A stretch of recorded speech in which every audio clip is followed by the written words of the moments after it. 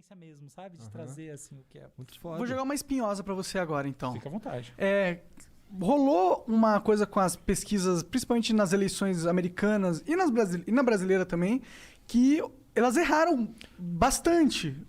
Por que você acha que elas erraram, assim? Tipo, Isso tem a não teoria nada da conspiração... de espinhoso, tá? Isso é um tema importantíssimo. Eu acho que a gente tem que, sempre que possível, tratando de pesquisa, tratar dos limites da pesquisa também, tá? Eu acho que justamente... Isso acho que é até um diferencial da Locomotiva. Estou me sentindo meio marqueteiro, sabe? Fica à vontade, fica à cara. vontade. Mas pô. eu acho que é verdade, que acho que um diferencial é que a gente não tem essa questão, nem eu, nem o Renato, nem o Carlos Júlio, que é um outro sócio. Não, tá jogar merda no ventilador, a gente vai jogar. Então, veja bem, a questão das eleições é uma questão muito verdadeira, tá bom? Vocês estão trazendo um ponto importante. De fato, houve aí tiros que saíram para todos os lados, tá bom? Então, agora, vamos pensar o seguinte. Essa foi, por exemplo, a primeira eleição do Trump. Essa última eleição, o tiro foi muito mais preciso, tá? Lá nos Estados Unidos. Então, a gente tem que diferenciar as duas. Agora, por que realmente o tiro saiu tão fora na primeira eleição? Primeira razão, a mais básica de todas, o chamado viés da amostra. Veja bem, é o seguinte, existe um perfil de pessoa que se sente mais confortável para externalizar suas opiniões. Em particular, vamos pensar o seguinte, se você é amplamente a favor da vacinação irrestrita, massiva, como eu, você vai ter o prazer de externalizar. Agora, pensa que você é uma daquelas pessoas que acredita que, por exemplo, a vacina pode estar inoculando um chip no seu corpo, tá bom? É provável que você não se sinta confortável... De externalizar essa burrice, porque todo mundo vai ver que você é burro. É interessante o que você está falando, porque não necessariamente é burrice, tá? Ah, é? Não necessariamente, não. Uma vacina dar um chip é uma burrice. Não, você tá desconsiderando a principal razão para alguém achar isso. Qual que é? Loucura. Tá. Porque, veja bem, se você parar para ver, a base dessa ideia de você ser inoculado com alguma coisa é a base da ideia de que existe um controle externo sobre você. É um sentimento paranoide que dá isso, tá? Que existe um pouco também. Né? Lógico, é isso que eu tô falando. 1% da população tem esquizofrenia, tá bom? Sim, então, sim.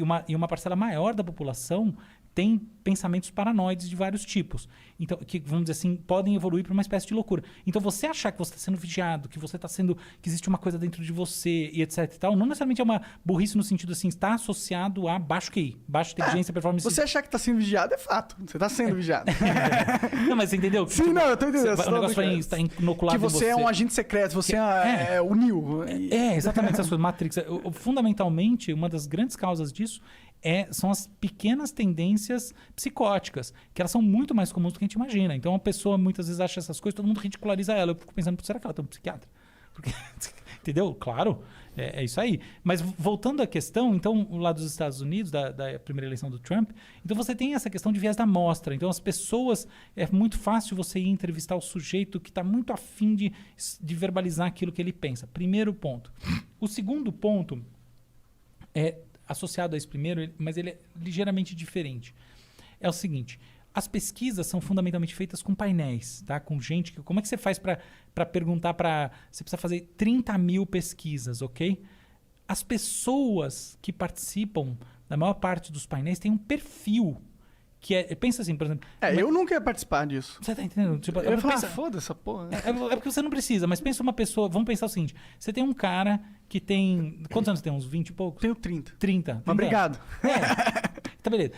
Um cara de 30 anos e um cara de 80. Qual que você acha que tem maior probabilidade de participar de um painel de pesquisa? O de 30. O de 80.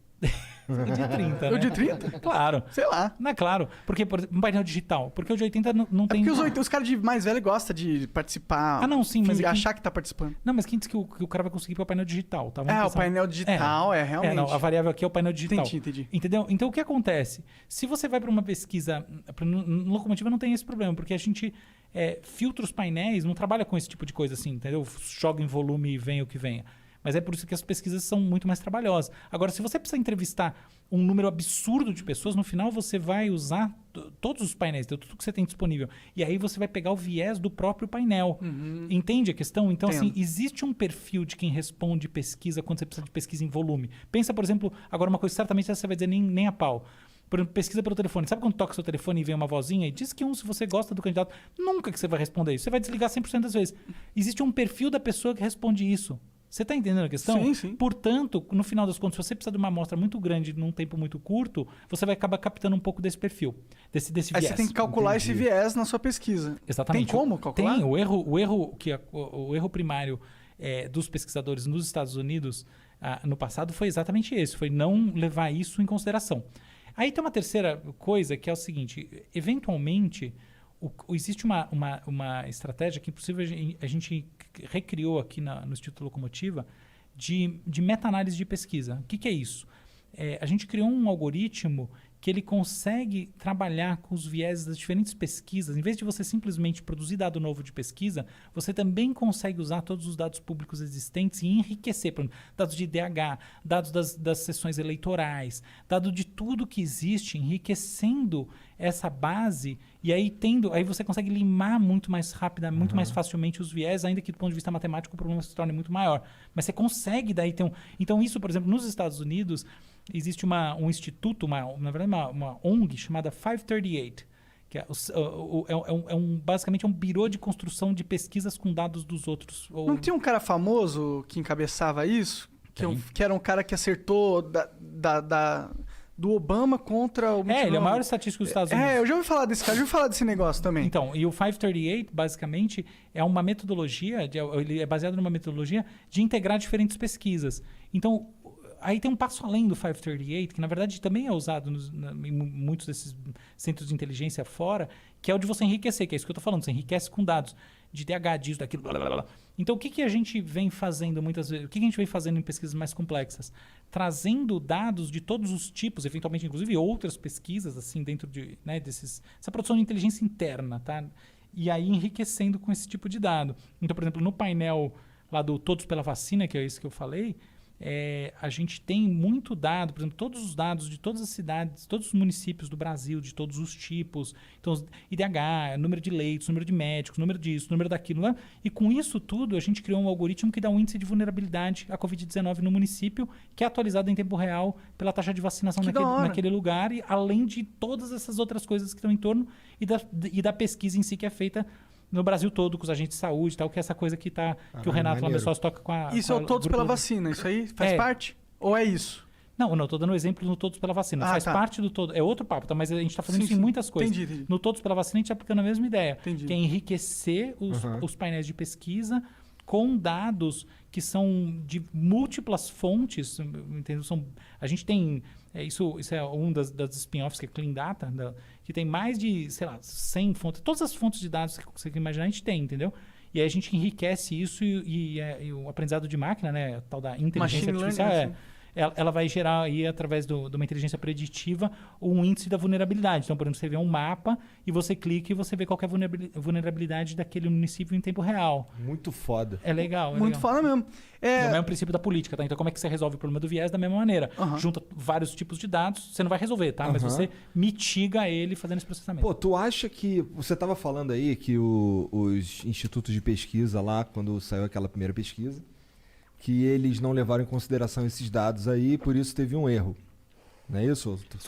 Isso é um fator. O segundo fator é o próprio perfil de painelistas, pesquisas feitas muito rapidamente. Então, e o terceiro é da natureza, do caráter intrínseco de quem gosta de responder pesquisa. Sim. Então, tudo isso daí deu um resultado que... Vamos ser conspiracionista aqui rapidinho, só para eu ver o que tu acha.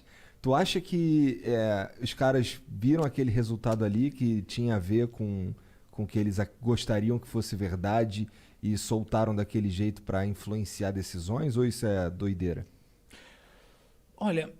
Porque, quando eu vejo uma pesquisa e tem um candidato lá que eu tô vendo que ele tá atrás, não tá legal, e talvez isso influencie a votar no que já tá ganhando, será? Não, sim, tá bom. Então, existe uma tendência das pessoas que é de evitação da frustração.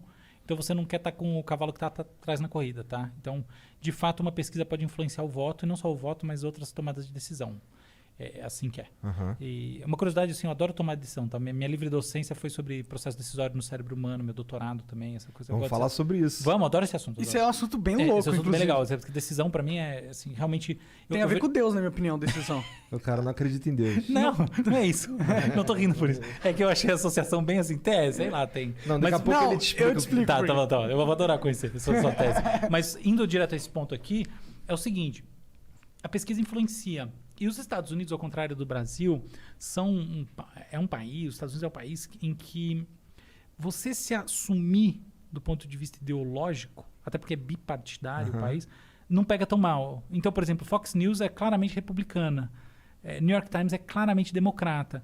Então, até a gente pode dizer que alguns institutos de pesquisa, porque tem muita pesquisa paga nos Estados Unidos, tá? Pesquisa política paga. De alguma maneira, jogaram nessa linha. Mas eu não acho que é o grande problema, tá? Então, eu não acho que foi o erro, né, na predição da vitória do Trump veio disso.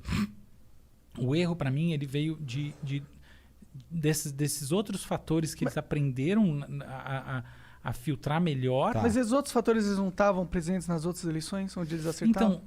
Então, putz, cara, mais ou menos, porque é o seguinte, mais ou menos, porque no caso do Trump, a primeira eleição, né, sempre tem que lembrar que a gente está falando da primeira eleição, há um fenômeno novo acontecendo, porque o Trump, de fato, ele é o cara que tem o discurso de que ele nega a política, entendeu? Então, ele era um outlier. Ele foi um outlier nas primárias republicanas. Então, vamos dizer assim, que é uma coisa muito mais... é um fenômeno muito mais imponderável. É um entendeu? ingrediente diferente das outras eleições. Tem. O Bolsonaro também, em certo sentido, foi... Se você pensar, por exemplo, desde da primeira eleição, desde do Fernando Henrique, o Bolsonaro é um fenômeno diferente, entendeu? Então, é nesse sentido que houve algo de difícil predição. Então o argumento mudou algo no mundo e as agências de estatística Os institutos. não captaram essa mudança e, portanto, não inferiram ela dentro da lógica.